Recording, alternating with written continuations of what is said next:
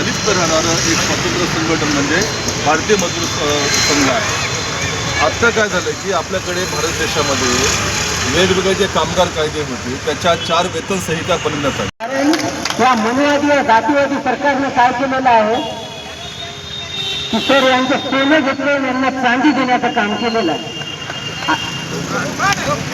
लोखंड केले, यांचे सोनं घेतले यांना लोखंड केले. त्या मनुवादी या जातीवादी या फडणवीस सरकारला मला इथून एकच सांगायचंय की आमचे सोनं जर यांना परत भेटलं नाही तर सगळ्यात पहिलं वंचित बहुजन आघाडी तुझं घर जाळेल, तुझं घर जाळेल.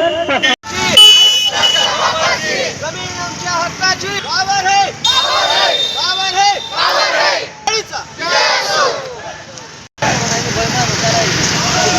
अरे तख्त बदल दो, ताज बदल दो. बेईमानों का राज बदल अरे दो. तख्त बदल दो, ताज बदल दो. बेईमानों का राज बदल दो. शेतकरी एकजुटीचा. वावर आहे तर, वावर आहे तर.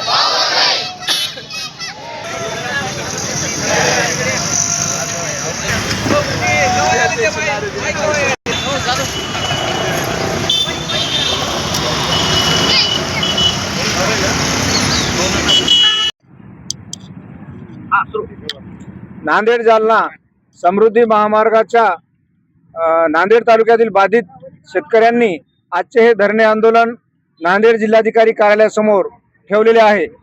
सर्व शेतकऱ्यांच्या प्रमुख मागण्या अशा आहेत की सरकारने काय केलेलं आहे. सरकारने या समृद्धी महामार्गाचा शेतकऱ्यांचं संपादन करताना न्यायालयाचे किंवा भूसंपादन कायद्याचे नियम व कायदा बाजूला ठेवून स्वतःच सरकारनं एक महाराष्ट्र सरकारनं सर्क्युलर काढून कमीत कमी पैसे कसे देता येतील यासाठी एक षडयंत्र रचलं. त्यामध्ये नांदेड तालुक्यातील जे गावं आहेत त्या गावातील जी शेती आहे ती एरिकेटेड एरिया आहे. नांदेड शहरापासून 4-5 किलोमीटर 8 किलोमीटरच्या आतमधली गावं आहेत.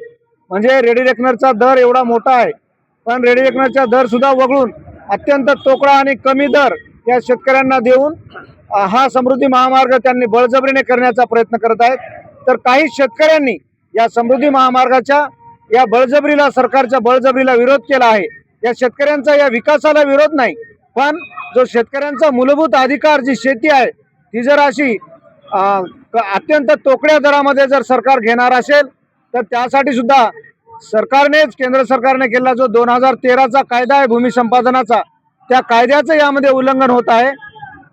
उच्च न्यायालयाने पुण्याच्या रिंग रोड संदर्भामध्ये एक निर्णय दिलेला आहे. त्यानुसार सुद्धा हे राज्य सरकार उच्च न्यायालयाच्या निर्णयाचं सुद्धा उल्लंघन करत आहे. म्हणून आज शेतकऱ्यांनी आमच्या प्रमुख मागण्या ज्या आहेत की शेतीला 2000 या दरम्यान, या समृद्धी महामार्गाच्या दरम्यान जे काही या शेतकऱ्यांची खरेदी विक्री झालेली आहेत ते निर्णय यामध्ये मान्य करावेत. शेतकऱ्यांना कमीत कमी 1 करोड रुपये एकरी मोबदला द्यावा, अशा विविध मागण्यासाठी आजचं हे शेतकऱ्यांनी एक दिवसीय धरणे आंदोलन ठेवलेलं आहे. वंचित बहुजन आघाडीच्या वतीने आम्ही सर्वांनी या शेतकऱ्यांना पाठिंबा दिलेला आहे आणि शेतकऱ्यांना न्याय मिळेपर्यंत, उच्च मोबदला मिळेपर्यंत हे आंदोलन आम्ही या शेतकऱ्यांच्या पाठीशी राहून कायम ठेवू, एवढं या निमित्तानं सरकारला मी सांगू इच्छितो.